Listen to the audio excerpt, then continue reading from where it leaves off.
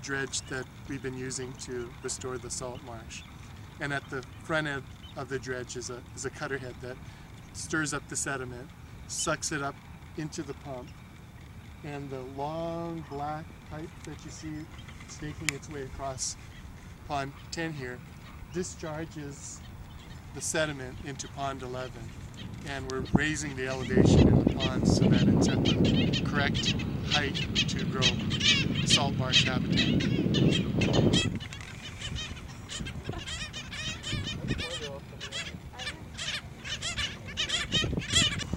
In the past, this area was really biologically isolated from San Diego Bay. The water would be drawn into these ponds from the bay and then held for a period of time and then used to make salt. And so if you were a fish or a fish larvae and were taken into these ponds, you would get taken into the salt making ponds and either become salt or die because the water got too salty, or you were eaten by the birds.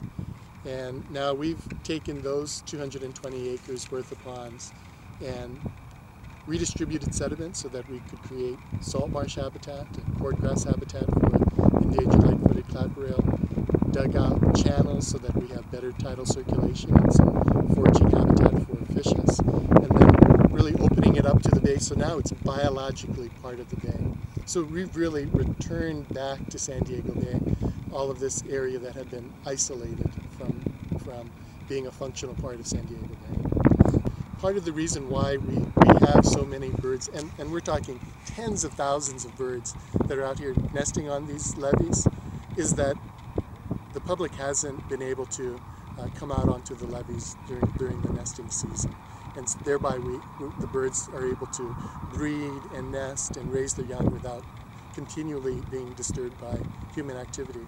We are on the doorstep of 3.5 million people, and it would be very easy for us to love a place like this to death. And so we do have to protect it, and that means keeping the public out during these sensitive periods of time. And then the fish population is going to change over time as different species move in and the habitats go through a succession. So I expect that number to change over time, increasing in diversity and abundance. We're going to have studies to see what changes have resulted to birds and fishes as a result of the restoration project. And then after that, we're going to let nature do its thing. We're going to let nature come back and make this place even better than what it is right now. Now, off into the future, our long-term plan is to restore all of the salt ponds.